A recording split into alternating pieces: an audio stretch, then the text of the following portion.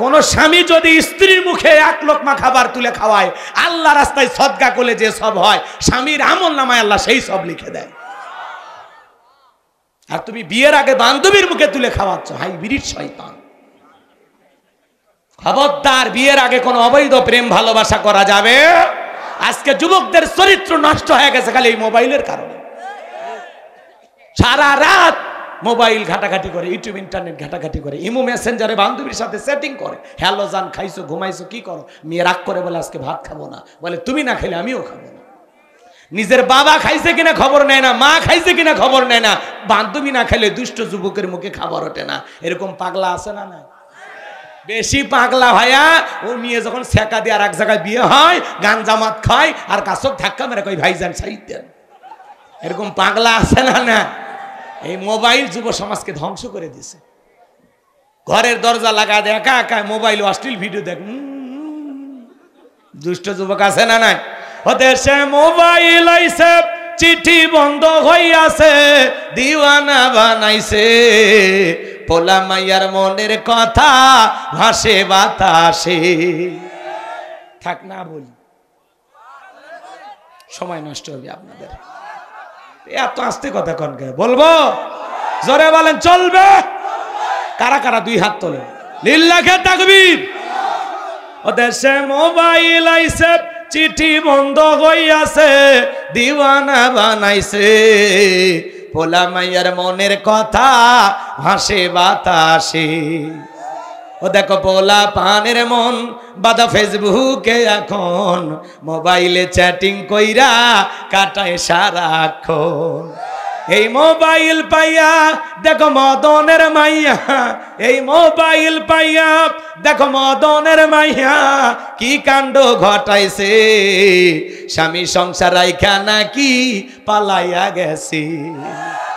2 বাচ্চার মা 4 বাচ্চার মা ভাগে যাচ্ছে, কথা কয় না গো। ওদের সে টিকটক আসিয়া সব গেল ভাসিয়া, সিদ্দিক সোরা নায়ক হইছে আইডি খুলিয়া। এই মোবাইলে হাই কি জাদু আছে ভাই, পোলা পান বুঝাছে, পড়ালেখা তুইলা রাখছে সপ্তম আকাশে। রাগ করতেছেন বাজান? এইবার বাদশা ডেকে বলে শোনো, স্বপ্নে কি দেখেছি সেই কথা বলতে হবে, স্বপ্নের ব্যাখ্যাও বলতে হবে। জনগণ ডেকে বলে বাদশা স্বপ্নের কথা বলবেন, আমরা স্বপ্নের ব্যাখ্যা বলবো। কিভাবে আমাদের পক্ষে বলা সম্ভব? জালেম বাদশা বকতে নাসর ডেকে বলে কেন, তোমরা নাকি গায়েব জানো? বলেন তো বাজান, আল্লাহ সারা দুনিয়ার কোনো মানুষ কি গায়েব জানে? যেই ভণ্ড বলবে আমি গায়েব জানি, ওরে ধরে নিয়ে যাবেন, আচ্ছা তারে অন্ধকার রুমে পিটাইয়া ছেড়ে দেবেন, আর বলবেন গায়েবী মার দিলাম, কারো কাছে বলিস না, ধ্বংস হয়ে যাবি। আল্লাহ সারা পৃথিবীর কোন মানুষ গায়েব জানে না। এইবার বাজান বাদশাটাকে বলে শোনো, 7 দিনের আলটিমেটাম দিলাম, 7 দিনের মধ্যে স্বপ্নে কে দেখেছি সেই কথা বলতে হবে, স্বপ্নের ব্যাখ্যাও বলতে হবে, না হলে 7 দিন পরে তোমাদেরকে ফাঁসি দিয়ে মারবো। এইবার বাজান গো আমার, লোকজন চলে গেল, টেনশনে পড়ে গেল। জেলার যখন জেলখানা দিয়ে ঘুরতেছে, আল্লাহ নবী দানিয়েল ডেকে বলে জেলার দেখে মনে হয় টেনশনে আছেন, ব্যাপারটাকে আমার কাছে কইলা বলেন। এইবার জেলার বলল বাদশা স্বপ্নে দেখেছেন কি জানো? আজকে বলতে যাবেন, জনগণের সামনে বলতে পারলেন না। এইবার বাদশা তাদেরকে 7 দিনের সময় বেঁধে দিয়েছে, ওরা না বলতে পারলে ওদেরকে ফাঁসি দিয়ে মারবে। আল্লাহ নবী দানিয়েল ডেকে বলে জেলার তুমি তোমার বাদশার কানে খবর পৌঁছায় দাও, তোমার বাদশা স্বপ্নে কি দেখেছে সেই কথা আমি জানি, স্বপ্নের ব্যাখ্যাও আমার জানা আছে। জোরে কোন মারহাবা। এইবার জেলার এক দৌড়ে চলে গেছে বাদশার কাছে, বাদশা আর টেনশন করা লাগবে না, আপনার টেনশনের ঔষধ পাওয়া গেছে। জেলখানায় একটা আসামি আছে, আপনি স্বপ্নে কি দেখেছেন স্বপ্নের কথাও জানে, স্বপ্নের ব্যাখ্যাও জানে। জালেম বাদশা বকতে নাসর ডেকে বলে বাজান কই, বাজানকে আমার কাছে নিয়ে আসো, ঠেলার নাম বাবাজি। এইবার জেলার যা বলে বাদশা আপনাকে ডেকেছে। আল্লাহর নবী দানিয়েল ডেকে বলে শোনো, আমার 70,000 লোককে গ্রেফতার করা হয়েছে, আমার একটা লোক জেলখানায় থাকা অবস্থায় আমি জেলখানা থেকে বের হব না। বাদশা যদি স্বপ্নের কথা জানতে চায়, স্বপ্নের ব্যাখ্যা জানতে চায়, আমার 70,000 উম্মতকে ছেড়ে দেওয়া লাগবে। আল্লাহু আকবার বলে। নবীদের কাছ থেকে নেতৃত্ব শেখা লাগবে। নবীরা কেমন নেতা ছিল, কথা কন। আর আপনি যাত্রার পিছনে মিছিল করতে যান, বল্টু ভাইয়ের চরিত্র, নেতা পাইছি খান, ট্যাবলেট খান, ট্যাবলেট খান, ট্যাবলেট খান, যেখানে আমরা আছি সেখানে ট্যাবলেট খান, কবরে, তোমরা কেন ওপরে। নেতার মিছিল করতে যায় বগুড়া সাতমাথার থেকে 105 জন পুলিশ ধরে নিয়ে গেল নেতা সহ। নেতার কাছে তো জেলখানা শ্বশুর বাড়ির মতো, সকালে ঢোকে বিকেলে বের হয়, পাওয়ার আছে। আর আপনি গরিব জনগণ রিক্সা চালান, ভ্যান চালান। যদি নেতা সত্যিকার নেতা হতো বলতে আমার জামিনের ব্যবস্থা না, এই রিক্সা চালক, ভ্যান চালক, শ্রমিক এরা আমারে মহব্বত করে আমার মিছিল করতে আসছে, আমার একটা কর্মী জেলখানায় থাকা অবস্থায় আমি নেতা বাহিরে বের হব না। যেই নেতা আপনার বিপদে পাশে থাকবে, যেই নেতা আপনার দুঃখে কাঁদে, সুখে হাসে, আপনি 6 মাস জেলখানায় থাকলে আপনার পরিবারের মুখে খাবার তুলে দেয়, সন্তানদের পড়াশোনার খরচ চালায়, এমন নেতার পিছনে থাকবেন। যাত্রার পিছনে স্লোগান দিয়ে বউ বাচ্চাকে বিপদে ফেলবেন না, খবরদার। বুঝে শুনে পা ফেলবেন, বুঝে শুনে। কোন নেতা আপনার ভাগ্যের পরিবর্তন করে দেবে না, নিজের পরিশ্রম করেই খাওয়া লাগবে। কথা কয় না, কেউ ভাত তুলে খিলাবে, কাজ না করলে এমনি বিকাশে টাকা ঢুকবে, বোঝা লাগবে। এই জন্য নেতা বুঝে শুনে ধরবেন, নেতা বুঝে শুনে। হ্যাঁ, কথা কবার জানা, ওইটাই ঠিক। চাচা ঠিকই কথা কয়, খালি আপনার খালি দেখে কিন্তু কথা কয় না। মানে আমাকে দেখে অবাক হয়ে গেছেন আপনারা নাকি? চেহারা কি খুবই খারাপ? হ্যাঁ, কি রাগ করতেছেন আপনারা? তাহলে একটু দোয়া করবেন না বাজান, লিল্লাহে তাকবীর। আমি এইবার যে কথাগুলো বলতেছি গেলে একটু দিল দিয়ে বুঝবেন। এই যে শেষে একটা আয়াত আছে, ওটা 10 মিনিটে দিলটা নরম করে দিয়ে কথা বলে আমরা বিদায় নেব ইনশাআল্লাহ। আমার ভাইয়েরা দিল দিয়া কথাগুলো বুঝবেন। এইবার জেলার যায় বলে যে আপনার স্বপ্নের কথা জানে, তার একটা শর্ত আছে, তার নাকি 70,000 লোককে গ্রেপ্তার করা হয়েছে, তাদেরকে বের না করে দেওয়া পর্যন্ত সে আসবে না। বাদশা বক্তে নাসর ডেকে বলে, ওই বাজান যদি বলে এই জেলখানা কেন, তাম পৃথিবীর জেলখানার আসামি ছেড়ে দিতে রাজি, বাজান যা বলে তুমি তাই করো। বলেন আল্লাহু আকবার। এইবার একে একে সমস্ত উম্মতকে জেলখানা থেকে বের করে দেওয়া হলো। সবার শেষে আল্লাহর নবী দানিয়াল জেলখানা থেকে বের হয়ে আসলো।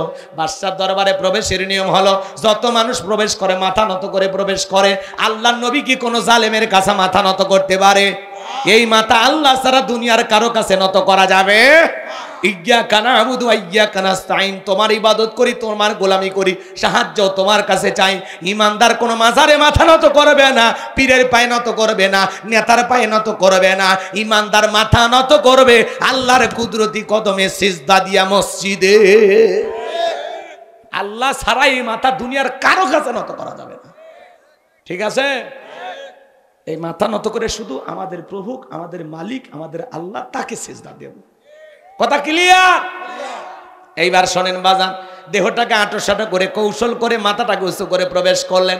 বাদশা বক্তে নাসর ডেকে বলে, বাজান যত মানুষ প্রবেশ করে সবাই মাথা নত করে, তুমি কেন নত করলা না?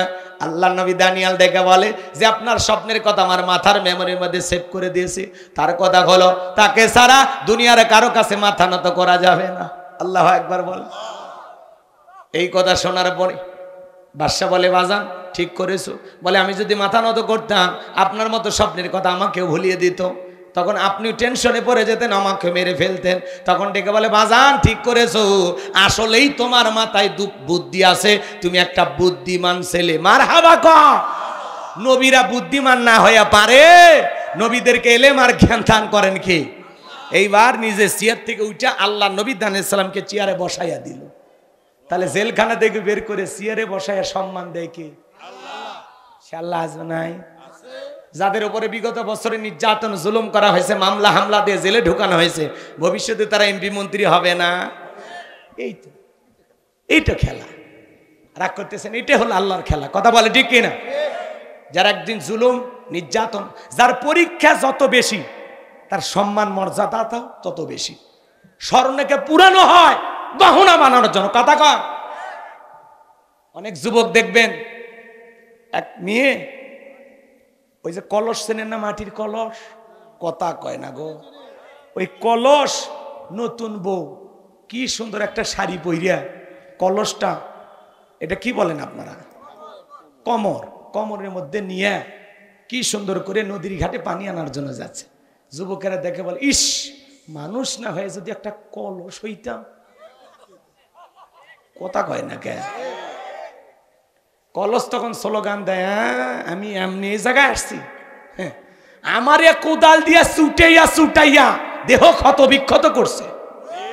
এরপরে কুমার বাড়িতে নিয়ে যায়া আমারে গোল করে কয়েকদিন পানিতে চুবাইয়া রাখছে।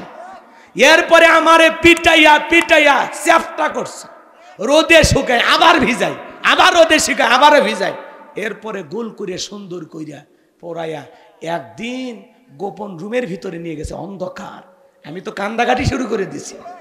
পরে আগুন লাগাইয়া আমারে পুরাইয়া, তাও বাজারে গেছি, মানুষ আমারে কেনার আগে টোকা দিয়ে দেখে। এত সহজে আমি মাজা দখল করিনি। এই জায়গায় আসতে অনেক পরিশ্রম করা লাগছে, কথা কোন ঠিক কি না? বিয়ে করেন আপনি, আপনি বিয়ে করে বউ বাসর ঘরে ঢোকার আগে আপনার বউয়ের দেহটা দখল করে ফেলে দেয় স্বর্ণের চেন, কান দখল করে কানের দুল, স্বর্ণ। যুবক তুমি কি মনে করো, আরে মানুষ না হয়ে যদি ওই মহিলার গলার চেন হইতাম, অতই সহজ। স্বর্ণ আগুনে পুড়ে পুড়ে পুড়ে পুড়ে গহনা তৈরি হয়েছে, কথা কোন ঠিক কি না? এই জন্য আপনি যখন নিজেকে ইমানদার মুসলমান দাবি করবেন, আপনাকে এই দুনিয়ার অনেক পরীক্ষায় পুড়ে পুড়ে খাঁটি ইমানদার হওয়া লাগবে। অত সহজ না, অত সহজ না। রাগ করছেন? করেন, সমস্যা নাই। আল্লাহ নবী এইবার কি বলবে শুনবেন না দোয়া করব বলেন? কারা কারা শুনবেন হাত দুইটা তোলেন, লিল্লাহে তাকবীর। আল্লাহ রাব্বুল আলামিন বলেন, তাবারাকাল্লাযী বিয়াদিহিল মুলকু ওয়া হুয়া আলা কুল্লি শাইইন কাদির। মহামান্বিত সেই সত্তা যার হাতে সর্বময় কর্তৃত্ব, রাজত্ব, বাবার ক্ষমতা, তিনি হলেন সব বিষয়ের উপরে ক্ষমতাবান। তাহলে সবকিছু ক্ষমতার একমাত্র মালিককে। এইবার 2 নাম্বার আয়াত বোঝানোর জন্য কয়েকটা মিনিট কষ্ট হবে আপনাদের। 2 নাম্বার আয়াত আল্লাহ বলেন, আল্লাযী খালাকাল মাউতা ওয়াল হায়াতা লিয়াবলুয়াকুম আইয়ুকুম আহসানু আমালা ওয়া হুয়াল আজিজুল গফুর।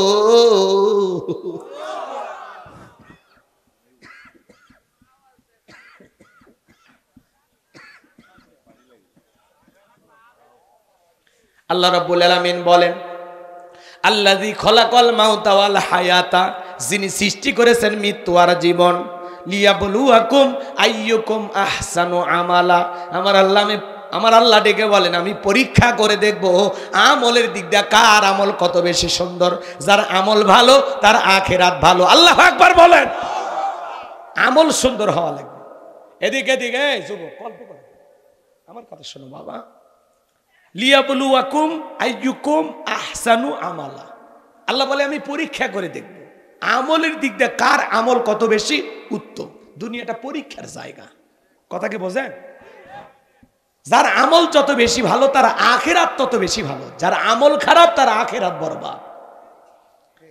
আল্লাহ রাসূল বলেছেন, বিশ্ব নবী বলেন, ক্বালা রাসূলুল্লাহি সাল্লাল্লাহু আলাইহি ওয়াসাল্লাম, ইন্নামাল কুবরু রাউযাতুম মিন রিয়াদিল জান্নাহ আও হুফরাতুম মিন হুফারিন নার। রাহু তিরমিজি, তিরমিজি শরীফের হাদিস। বিশ্বনবী বলেন, যে ব্যক্তির আমল ভালো, মৃত্যুর সঙ্গে সঙ্গে আল্লাহ তার কবর জান্নাতের বাগান বানায় দিবেন। বলেন সুবহানাল্লাহ।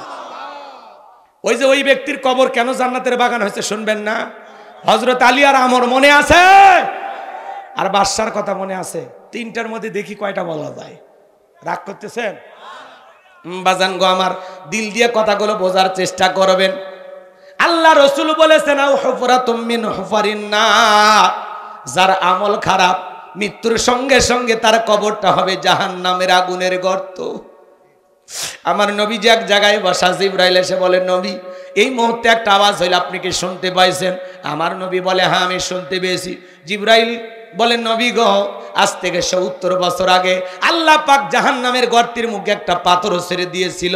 এই মাত্র জাহান্নামের তলদেশে পাথরটা পৌঁছাইলো, আর এই পাথরটা পৌঁছাইতে সময় লেগেছে 70 বছর। কত বছর? আল্লাহ না করুক, আল্লাহ না করুক, আপনার আমার গুনাহের কারণে, অপরাধের কারণে আসমান জমিনের মালিক আল্লাহ যদি বেজার হইয়া একবার জাহান্নামের আগুনের গর্তের মুখে ফেলে দেয়, আপনার আমার কিন্তু বাঁচার কোনো উপায় নাই। আমার ভাইয়েরা, দিলটা নরম করে কথাগুলো বুঝবেন। আমি যে কথাগুলো বলতে চাই, জীবনের শেষ স্মৃতি মনে করে আমার এই কথাগুলো শুনে যান বাজান। কবর বড় কঠিন জায়গা, সবাইকে কিন্তু কবরে যাওয়া লাগবে। যুবকরে রং তামাশায় মেতে আসব, যাও না কবরস্থানের দিকে তাকায় দেখো, তোমার মতো কত যুবক এই কবরে শায়িত, কত মানুষ এই কবরে, বৃদ্ধ আছে, যুবক আছে, শিশু আছে রে যুবক। আজ হোক কাল হোক সবাইকে মৃত্যুবরণ করা লাগবে। কবর বড় কঠিন জায়গা। ফামাই আমাল মিসকালা যাররাতিন খায়রান ইয়ারা ওয়া মাই আমাল মিসকালা যাররাতিন শাররান ইয়ারা। আল্লাহ বলেন, বান্দা তুমি যদি যাররা পরিমাণে নেক আমল করো, ওইটাও তোমার আমল নামায় লিপিবদ্ধ করা হবে। আবার তুমি যাররা পরিমাণ অনুপরিমাণে যদি বদ আমল করো, ওইটাও তোমার আমল নামায় লিপিবদ্ধ করা হবে। আর যারা গুনাহ নিয়ে অন্ধকার কবরে যাবে, ওই কবরের ডানের মাটি বামে চলে যাবে, বামের মাটি ডানে চলে যাবে বাজান। এমন জোরে চাপ দেবে, এক পাজরের হাড় অন্য পাজরে ঢুকে যাবে। কবরে থাকা বান্ধ ফেরেশতা চোখে দেখে না, কানে শোনে না, হাতুড়িতে আঘাত করবে, দেহটা চূর্ণ বিচূর্ণ হয়ে যাবে।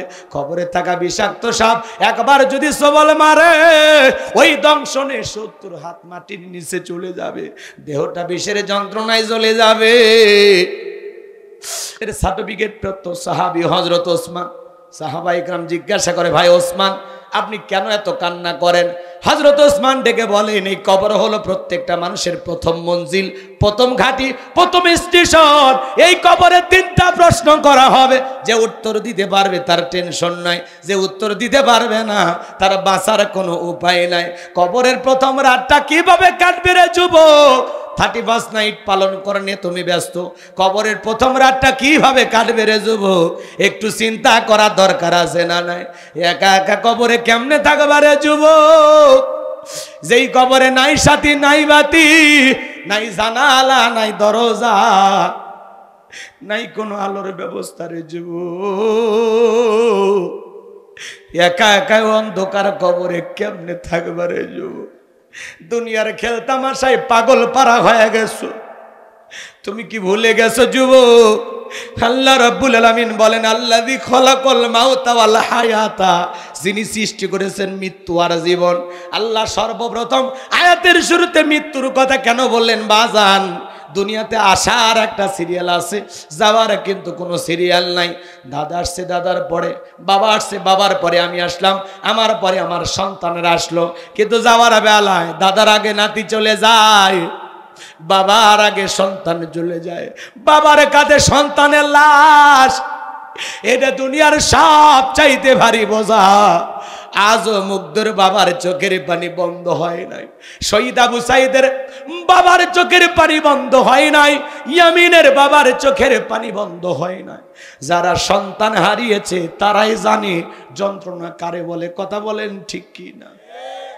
আমার ভাইয়েরা, আল্লাহ আয়াতের শুরুতে বলেন, আল্লাযী খলাকাল মাউতা ওয়াল হায়াতা, যিনি সৃষ্টি করেছেন মৃত্যু আর জীবন।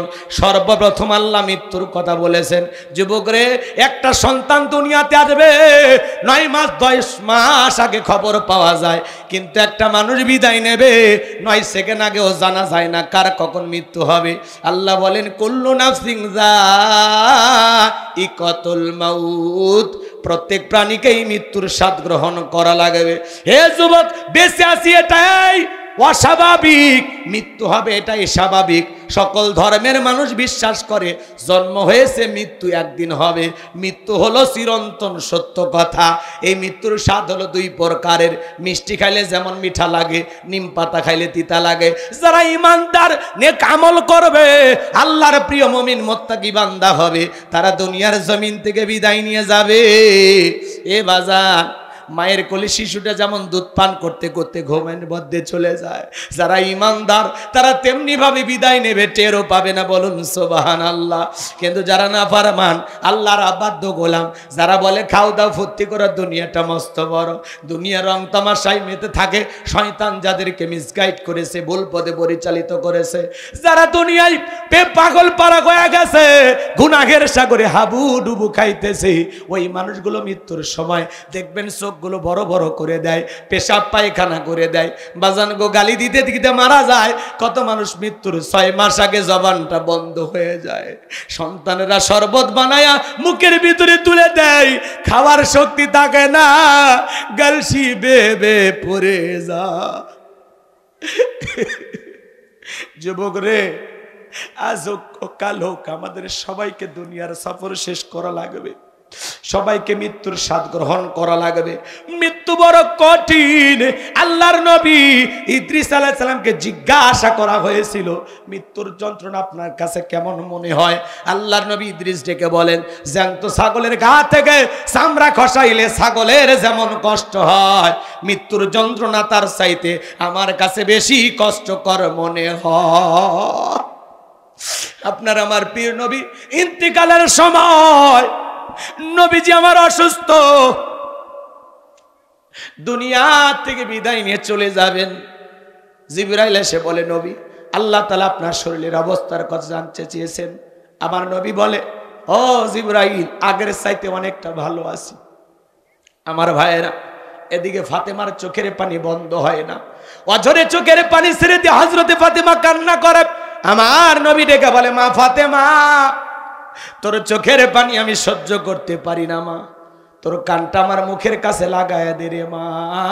হযরতে ফাতেমা নবীজিকে কত মহব্বত করতেন, বলতে গেলে আজকে অনেক সময় লাগবে, ওই সময় আমার হাতে নাই।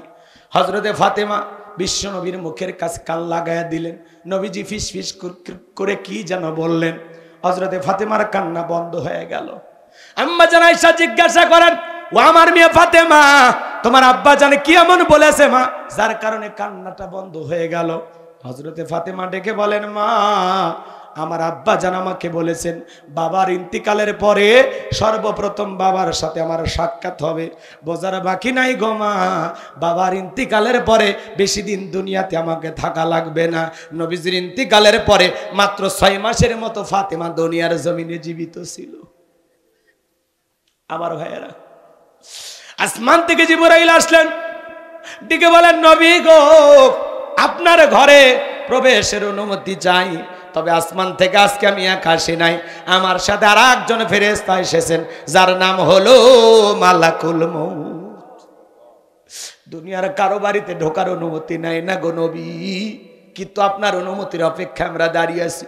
নবীজি অনুমতি দিলেন, মালাকুল মউত বিশ্ব নবীর কাছে পৌঁছে গেলেন, আমার নবীজিকে সালাম দিলেন, আসসালামু আলাইকুম ইয়া রাসূলুল্লাহ ইয়া হাবিবাল্লাহ হুজুর। নবীজি সালামের জবাব দিলেন।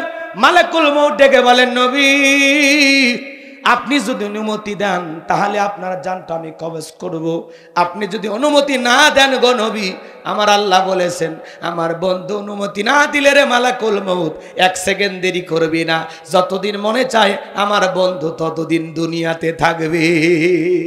সুবহানাল্লাহ বলেন। আমার ভাইয়েরা, জিবরাইল বলেন, নবী, আল্লাহ তাআলা আপনার দিদারের ইন্তজাম করতেছেন। আমার নবী ডেকে বলে, মালাকুল মউত, আজকে যদি আমি তোমারে ফেরাইয়া দেই আর কি কোনোদিন আমার কাছে আসবা না? বলে, আল্লাহ তাআলা যেদিন অর্ডার দেবেন আবারও আমি সেই দিন আসবো। আমার নবী ডেকে বলে, মালাকুল মউত, আর আসতে হবে না, তুমি তোমার দায়িত্ব পালন করতে পারো। নবীজি যখন অনুমতি দিলেন, বাজান নবীজি রূহটা বের করার জন্য বিশ্ব নবীর বুকের উপরে যখন মালাকুল মউত আজরাইল হাত রেখে দিয়েছে, আমার নবী চোখের পানি ছেড়ে দিয়ে কাঁদে আর বলে, মালাকুল মউত আজরাইল, সহ্য করতে পারি না রে, তাড়াতাড়ি আমার বুকের উপর থেকে হাতটা নামায়া দাও। আমার নবী বলে, মালাকুল মউত, এই যদি হয় মৃত্যুর যন্ত্রণা আমার উম্মতেরা সহ্য করতে পারবে না। মৃত্যুর আগে উম্মতের কথা বলে না, কেমন নবী পাইছি, সুবহানাল্লাহ বলেন। মালাকুল মউত ডেকে বলে, নবী বিশ্বাস করেন, দুনিয়ার সবচাইতে কম কষ্ট দিয়া আপনার রূহটা আমি বের করতেছি। আমার আল্লাহ আমাকে বারবার বলেছেন, হে মালাকুল মউত, দুনিয়ার কোন মানুষের রূহটা বের করার সময় আমি তোরে কিছুই বলি নাই, কিন্তু আজকে এমন একজন মানুষের কাছে যাবি যেই মানুষটার জন্য আমি আল্লাহ নিজে বড় ভালোবাসি। খবরদার রে মালাকুল মউত, আমার বন্ধু যেন কষ্ট না পায়। বিশ্বাস করেন নবী, দুনিয়ার সবচাইতে কম কষ্ট দিয়া আপনার রূহটা আমি বের করার চেষ্টা করতেছি। আমার নবী বলে, মালাকুল মউত, এই যদি হয় দুনিয়ার সবচাইতে কম কষ্ট, আমার উম্মতেরা তো সহ্য করতে পারবে না, আমারে কথা দে আমার উম্মতকে কষ্ট দিবি না। মালাকুল মউত দেখে বলেন, নবী, ও নবী, আপনার উম্মতের মধ্যে যারা আপনাকে অনুসরণ করবে, আপনাকে নেতা হিসেবে মানবে, ও নবী আপনার রেখে যাওয়া আদর্শ মোতাবেক চলবে, আল্লাহর প্রিয় গোলাম হতে পারবে, কথা দিলাম গো নবী, তাদের রূহটা বের করার সময় আমি ইহসান করব, কম কষ্ট দিব। সুবহানাল্লাহ বলবেন। এইবার যখন দ্বিতীয়বার হাত রেখে দিয়েছেন, আমার নবী আবারও কান্দে আর রেখে বলে, মালাকুল মউত, এ মালাকুল মউত, তাড়াতাড়ি হাত নামায় আনে, আমি নবী আর সইতে পারি না রে, তাড়াতাড়ি হাত নামায় আনে।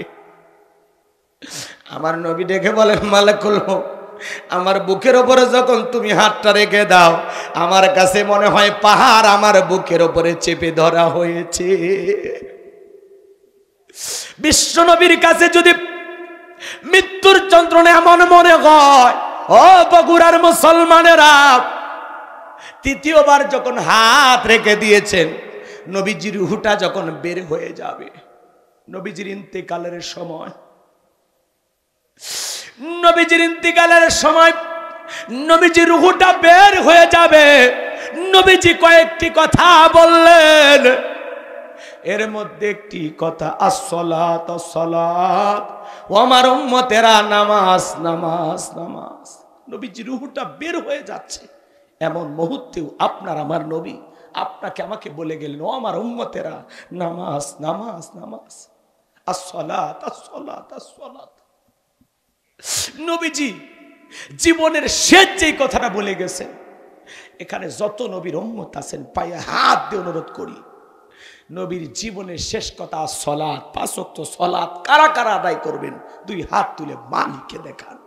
আল্লাহ আমাদের সবাইকে 5 ওয়াক্ত নামাজি বানায় দেন। আরেকটু জোরে বলেন না আমিন, আরেকটু জোরে বলেন আমিন। হাত নামান বাজান, হাত নামান। 2টা মিনিট চোখটা বন্ধ করেন, আমি যা বলবো তাই শুনবেন। 2টা মিনিট সবাই চোখ বন্ধ করেন। মনে করেন আপনি আমি মারা গেছি, আপনার আমার জীবনের শেষ বিদায়ের প্রস্তুতি চলতেছে। কেউ দৌড় দিয়ে চলে গেল দোকানে কাপড়ের কাপড় আনার জন্য, কেউ বা চলে গেল বাজারে বাঁশ কাটার জন্য, কেউ বা চলে গেল বাজান আপনার আমার জীবনের শেষ বাড়ি কবর খোঁড়ার জন্য, কেউ বা গেল বড়ই গাছে বড়ই পাতা পাড়ার জন্য, কেউ বা পানি নিয়ে আসলো, বড়ই পাতারে গরম পানি গরম চলতেছে, আপনার আমার দিকের রঙিন পোশাকগুলো খোলা গেল, চতুর্দিকে চাদর দিয়ে ঘিরা আপনাকে আমাকে উলঙ্গ করে গোসল করায় দিতেছে, কানের মধ্যে নাকের মধ্যে তুলে ঢোকায় দিলেন, আতর সুরমা লাগাইলেন, জীবনের শেষ পোশাক কাপনের কাপড়ে চকলেটের মতো মোড়াইলেন, মসজিদের খাটিয়াতে তুইলে 4 জন পর ছাত্রী ধইরা ওই অন্ধকার কবরে রাখলেন। এ বাজান, কবরে রাখার পরে কবর খনন করার কোদালটাও নিয়ে আসবে, যেই ডালি দিয়ে মাটি তুলেছে, বালতি দিয়ে পানি দিয়েছে, সেই বালতিটা ডালিটা পর্যন্ত নিয়ে আসবে। সন্তানেরা চলে আসবে, আত্মীয় স্বজন সবাই চলে আসবে। এই দুনিয়ার কোনো মানুষ আপনার সঙ্গী হবে না, আপনার সঙ্গী হবে একমাত্র আপনার আমল। যারা চলে আসবে ওদের পায়ের আওয়াজ কবরে থাকা মানুষটা শুনতে পাবে, চিৎকার মেরে ডেকে বলবে একা রাইখা যাইও না, আমি কবরে একা থাকতে পারবো না। কবরটা হয়ে যাবে ঘর অন্ধকার, ডানে মাটি মামে মাটি, মাটির হবে বিছানা, ওপরেতে বাঁশের ছাউনি, কবর নাম তার ঠিকানা। ও বন্ধু, বউরে কত ভালোবাসলাম, কত দামি কাপড় দিলাম, কত গহনা দিলাম, জায়গা জমি লিখে দিলাম, ভালোবেসে বুকটাকে বালিশ বানাইয়া বউরে নিয়ে ঘুমাইলাম। আমি যদি রাত 2টার দিকে মারা যাই, আমার বউ যদি আমার নাকে হাতটা দিয়ে দেখে আমার নিঃশ্বাসটা বন্ধ হয়ে গেছে, দুনিয়ার কোনো বউ বলবে না আমার স্বামী রাত 2টায় মারা গেছে, আমি ফজর পর্যন্ত দুনিয়ার কাউরে ডাকবো না, আমি আমার মৃত স্বামীর লাশের পাশে ঘুমাবো। এমন দরদের ভালোবাসার স্ত্রী দুনিয়াতে পাওয়া যাবে না। যখনই বুঝতে পারবে আপনি আমি মারা গেছি, চিৎকার মেরে ডেকে বলবে কই গেলি তোরা, তোদের বাপ আর বেঁচে নাই। স্ত্রী চিৎকার মারবে ঘর থেকে বের করার জন্য। যেই ঘর আপনি বানাইলেন, নিজের মাথার ঘাম পায়ে ফেলে ইট পাথরগুলো কিনলেন, সাজাইলেন নিজের মনের মতো, ওই ঘরে আপনার আর 2-3 ঘন্টা থাকার ভাগ্য হবে না। যেই গোসলখানাটা সুন্দর করে সাজাইছেন চাইনা টাইলস দিয়া, এ ভাই কয়েক লাখ টাকা খরচ করেছেন, জীবনের শেষ গোসল কিন্তু ওই গোসলখানায় হবে না। এ বগুড়ার মুসলমান বাবাজিরা, পায়ে হাত দিয়ে অনুরোধ করে ভুলে যায় বাজার, দুনিয়া থাকার জায়গা না। দুনিয়া আপনার আমার দাদাকে থাকতে দেয় নাই, বাপকে থাকতে দেয় নাই, আপনাকে আমাকে একদিন থাকতে দিবে না। এই দুনিয়া থাকার জায়গা না, থাকার জায়গার নাম হলো পরকাল, আর দুনিয়ার হলো মুসাফির খানা। আজ আসি কাল কেউ থাকবো না। কত বন্ধু বান্ধব পাইলাম দুনিয়াতে, কত মোহাব্বতের মানুষ পাইলাম, কিন্তু মৃত্যুর পরে কেউ আর আপনাকে স্মরণ করবে না। আস্তে আস্তে সবাই ভুলে যাবে, দুনিয়াবাসী আপনাকে আর মনে রাখবে না। এই জন্য আল্লাহ বলেন বাল তুসিরুনাল হায়াতাদ দুনিয়া ওয়াল আখিরাতু খায়রুন ওয়া বাকা। ও দুনিয়ার মানুষ, তোমরা দুনিয়াকে প্রাধান্য দিচ্ছ, অথচ দুনিয়া হলো ক্ষণস্থায়ী, আখিরাতের জিন্দেগি হলো চিরস্থায়ী। যেই জীবনের শুরু আছে শেষ নাই। হে যুবক, তুমি যদি 7 দিনের সফরে কক্সবাজার যাও, তোমার একটা ব্যাগ থাকে, ওই ব্যাগের ভিতরে প্রয়োজনীয় কাপড় থাকে, প্রেমিকার ডায়েরি থাকে, মোবাইল নাম্বার থাকে। 7 দিনের সফরের জন্য যদি একটা ব্যাগের প্রয়োজন হয় বাজান, আপনি আমি পরকাল নামের সফরে যাব, 2টা মিনিট চিন্তা করে দেখেন তো বাজান, ওই আমলের ব্যাগের ভিতরে নামাজ আছে কিনা, রোজা আছে কিনা, হজ আছে কিনা, যাকাত আছে কিনা, দান খয়রাত আছে কিনা, পিতামাতার খেদমত করেছে কিনা, বিবির হক আদায় করেছেন কিনা, পাড়া প্রতিবেশীর সাথে ভালো ব্যবহার করেছেন কিনা। এ ভাইরা আমার, দিল দিয়ে একটু খোঁজেন তো বাজান, আল্লাহর কাছে হিসাব দেওয়ার আগে 2টা মিনিট বালিশে মাথা রেখে চিন্তা করেন, পাপ কতটুকু করেছেন, গুনাহ কতটুকু করেছেন। আল্লাহর কাছে হিসাব দেওয়ার আগে দুনিয়ার জমিনে নিজের আমলের হিসাব করার দরকার আছে না নাই? এ বাজান, এই দুনিয়া চিরকাল থাকার জায়গা না। আজকে দুনিয়া আপনাকে আমাকে পাগল বানাইছে। আলহাকুমুত তাকাসুর হাত্তা যুরতুমুল মাকাবির। দুনিয়ার প্রাচুর্যের প্রতিযোগিতা, সম্পদের প্রতিযোগিতা, দুনিয়ার গাড়ি বাড়ি সম্পদ আপনাকে আমাকে পাগল বানাইছে। পাগল। সাইকেল আছে কয় মোটর সাইকেলে ভালো হয়, 1 বিঘে জমি আছে 2 বিঘে হলে ভালো হয়। মেম্বার চেয়ারম্যান হতে চায়, চেয়ারম্যান এমপি হতে চায়, এমপি মন্ত্রী হতে চায়, প্রধানমন্ত্রী।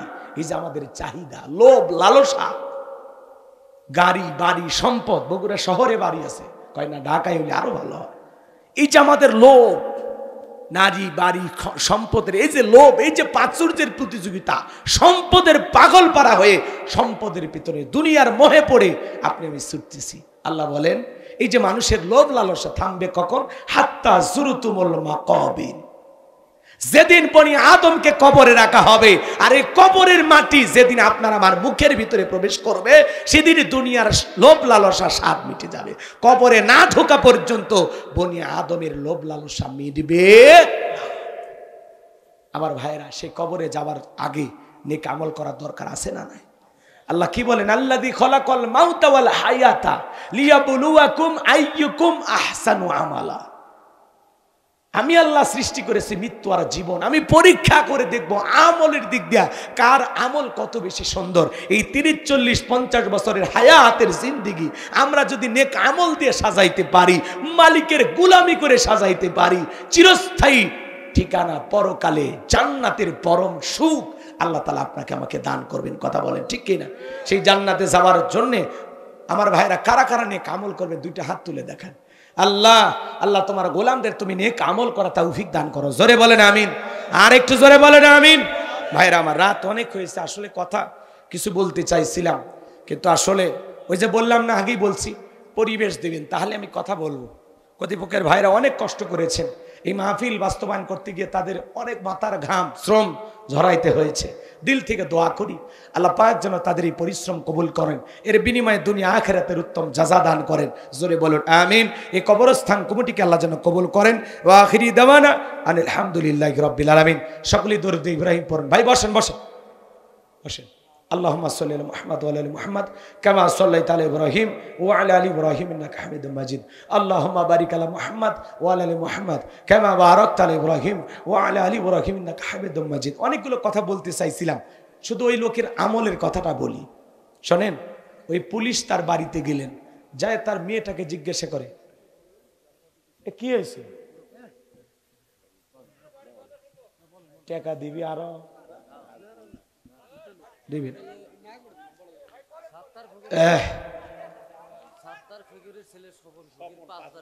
সাত্তার ফকিরের ছেলে স্বপন ফকির 5,000। আচ্ছা এদিকে খেয়াল করেন, এইবার লোকটা বাড়িতে গেল। আরো কিছু কথা আছে, আমি খালি চট করে বলতেছি, শোনেন। বাড়িতে যাওয়ার পরে বলতেছে কে আছে, বলতেছে ওনার একটা মেয়ে সারা দুনিয়াত কেউ নাই। তো মেয়েটাকে বলতেছে মা, তোমার বাবা দুনিয়াতে কোনো আমল করছে কিনা একটু আমাকে বলতে পারবা? তখন বলতেছে আমার বাবা তো তেমন জ্ঞান ছিল না, তিনি মুসলমান ছিল, কিন্তু তেমন কোনো জ্ঞান আমার বাবার ছিল না। বাবা কতটুকু আমল করে কি করে আমি জানি না, তবে আমার দেখা একটা জিনিস আছে। কি? আপনি আমার সাথে আসেন।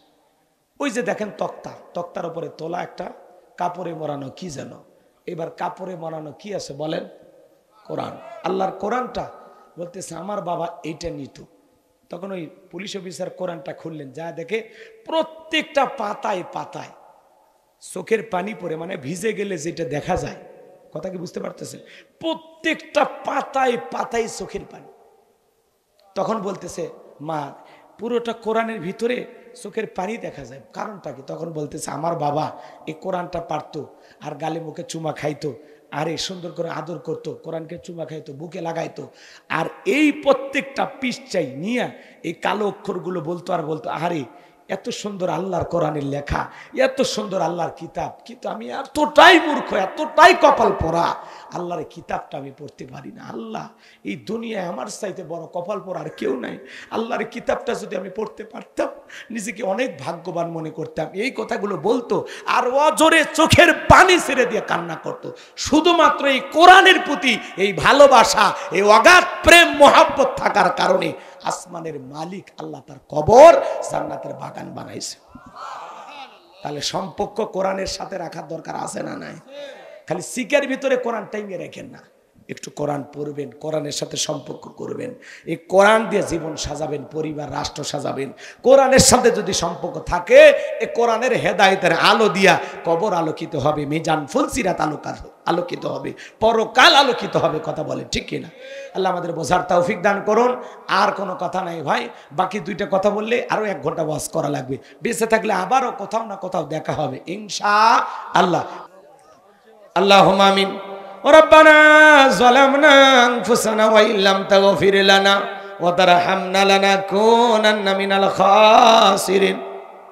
বড় ভিলা জান্নাতুল মাওয়া পাবলিক কবরস্থানের উদ্যোগে 3 দিন ব্যাপী তাফসীরুল কোরআন মাহফিলের সমাপনী রজনীর শ্রদ্ধাভাজন সভাপতি জনাব আব্দুল কাইয়ুম টগর সাহেবকে কবুল করো, টুনু কাজীকে কবুল করো, প্রধান অতিথি আলহাজ গোলাম মোহাম্মদ সিরাজকে কবুল করো, বিশেষ অতিথি হিসেবে যাদের নাম আছে কবুল করেন।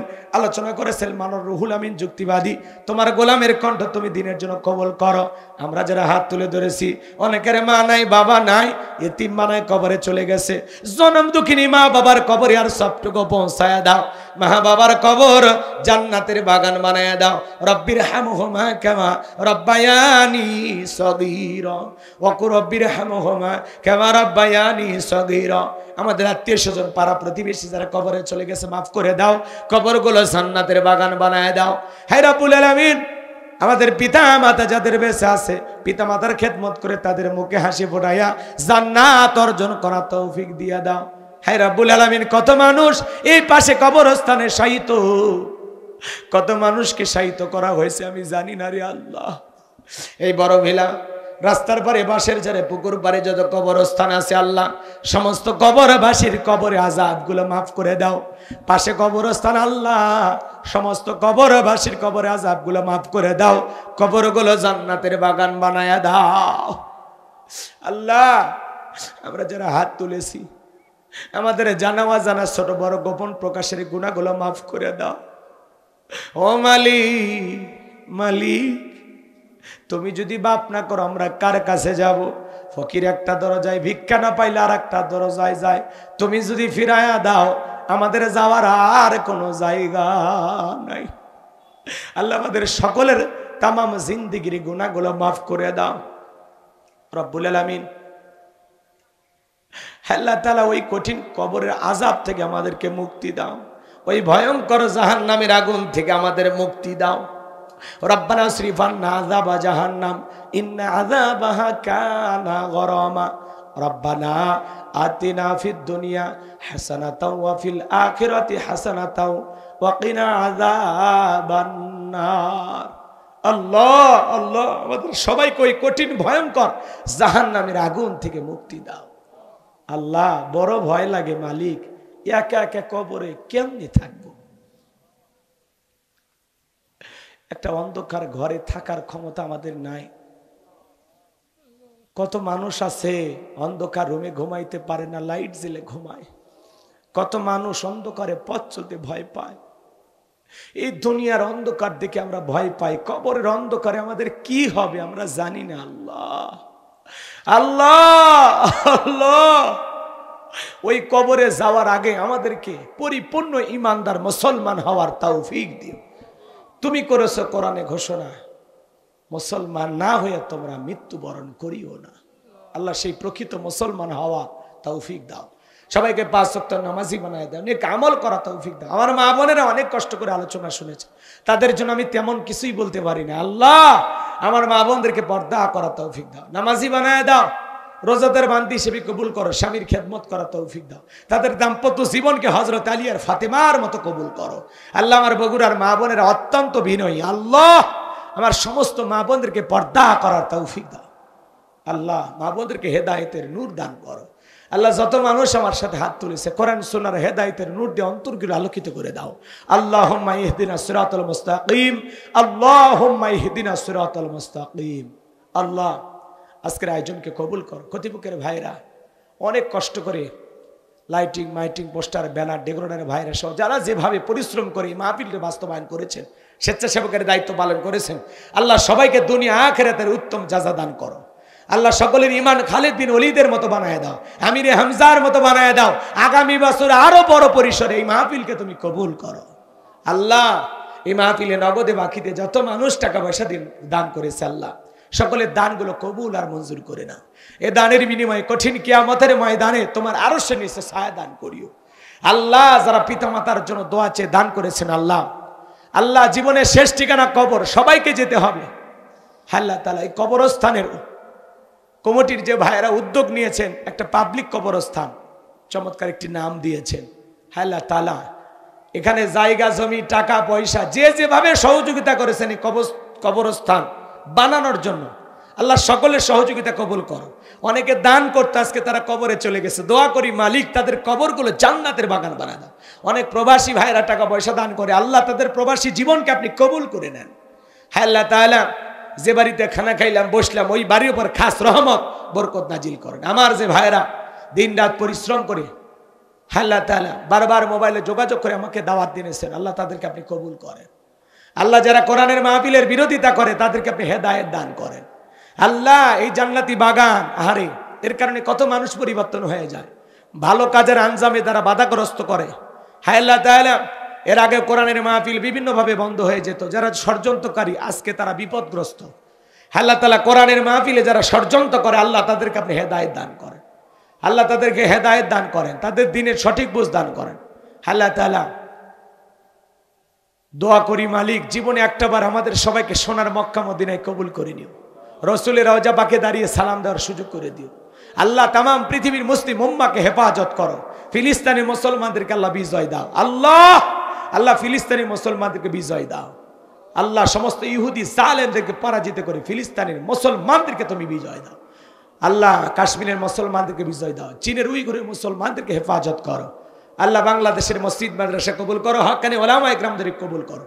আল্লাহ দেশি বিদেশি সকল ষড়যন্ত্রের হাত থেকে আমাদের প্রিয় মাতৃভূমি বাংলাদেশকে আল্লাহ হেফাজত করো। আল্লাহ এদেশের উপরে খাস রহমত বরকত নাজিল করো। আল্লাহ এদেশের বিরুদ্ধে যারা ষড়যন্ত্র করে আল্লাহ তাদের সমস্ত ষড়যন্ত্র আপনি নস্যাৎ করে দেন, ধ্বংস করে দেন, চূর্ণ বিচূর্ণ করে দেন। আল্লাহ সমস্ত জালেমদেরকে আপনি পরাজিত করেন। আল্লাহ বাংলার জমিনে কোরআনের রাজ কায়েম হয়েছে এমন দৃশ্য সচকে একবার দেখার তৌফিক দাও। আল্লাহ এই জমিনকে কোরআন আর ইসলামের জন্য কবুল করো। দূর দূরান্ত থেকে কষ্ট করে রাত্রি 1টা পর্যন্ত যারা কোরআনের কথাগুলো শুনেছে আল্লাহ সবাইকে নিরাপদে বাড়ি পর্যন্ত পৌঁছার তৌফিক দান করুন, সবাইকে আপনার রহমতের চাদরে আবৃত করুন। জীবনে কোনোদিন আর যদি এলাকার মানুষের সাথে দেখা না হয় এই মুখগুলো আল্লাহ জান্নাতের সিঁড়িতে পরিচয় করায় দিও, মুখগুলো জান্নাতের সিঁড়িতে পরিচয় করায় দিও। আব্দুল বারী সরকার আমাকে দাওয়াত দিয়েছেন, আল্লাহ তার হায়াত আপনি বাড়ায়া দেন, জিন্দেগির গুনাহগুলো মাফ করে দেন। হ্যাঁ রাব্বুল আলামিন সাতমাতা বিজনেস করেন, আমার ভাই ঔষধের দোকানদার, আল্লাহ তার যত প্রতিষ্ঠান আছে আল্লাহ আপনি কবুল করেন, তার ব্যবসা আপনি বরকত দেন। অনেকে দোয়া চেয়েছেন তাদের পরিবারের পক্ষ থেকে, হ্যাঁ আল্লাহ তাআলা যার যা মনের বাসনা আল্লাহ আপনি পূরণ করে দেন। হ্যাঁ রাব্বুল আলামিন এই মাহফিলে যত মানুষ হাত তুলেছে আল্লাহ তাকায় দেখো কত দাড়ি পাকা মুরব্বীরা, যুবকেরা, তরুণেরা, আলেমেরা, হাফেজেরা, আল্লাহ তাআলা হাজী সাহেবেরা, পর্দানিশী মা বোনেরা হাত তুলেছে। যার হাত দোকানে পছন্দ হয় সে হাতের বদলতে আজকের দোয়াকে কবুল আর মঞ্জুর করো। আমার সাদিক ভাই, হারুন ভাই, আব্দুর রহিম ভাইকে আল্লাহ কবুল করো, আমাদের চলার পথকে নিরাপদ বানায় দাও। আল্লাহ সাদিকের কলিজার টুকরা মেয়েটাকে সুস্থতার সহিত নেক হায়াত দান করো, শেফায়ে কামেল আজেলা দান করো। আল্লাহ আমার একটি মাদ্রাসা আছে, মাদ্রাসায় নূরে মাদিনা, আমার মাদ্রাসায় 70 জনের মতো ছাত্র, 24 জন এতিম গরিব অসহায়, যাদের থাকা খাওয়া চিকিৎসা পোশাক সম্পূর্ণ ফ্রি। আল্লাহ মাদ্রাসা বানাইছি, পাশাপাশি মসজিদ বানাবো, এরকম একটা গণকবরস্থান বানাবো। আল্লাহ এই স্বপ্নগুলো দেখেছি, আল্লাহ তোমার গোলামের স্বপ্নগুলো তুমি পূরণ করে দিও। আল্লাহ আমার মাদ্রাসার ওস্তাদ ছাত্রদের কবুল করো। আগামী 7ই মার্চ আমার মাদ্রাসার মাহফিলকে আল্লাহ তুমি কবুল করে নিও। সুবহানা রাব্বিকা রাব্বিল ইজ্জাতি আম্মা ইয়াসিফুন ওয়া সালামুন আলাল মুরসালিন আলহামদুলিল্লাহি রাব্বিল আলামিন। আল্লাহ যেই মাসে মরণ দিবা মাসটা যেন রমজান মাস হয়, যেই দিনে মরণ দিবা দিনটা যেন সোমার দিন হয়। নামাজের সিজদারত অবস্থায় মৃত্যু দিও, কোরআন পড়তে পড়তে মৃত্যু দিও, ইসলামকে প্রতিষ্ঠিত করার জন্য রাজপথে জীবনটা বিলানোর তৌফিক দিও। মৃত্যুর সময় আমাদের জবানে জারি করে দিও লা ইলাহা ইল্লাল্লাহু মুহাম্মাদুর রাসূলুল্লাহ।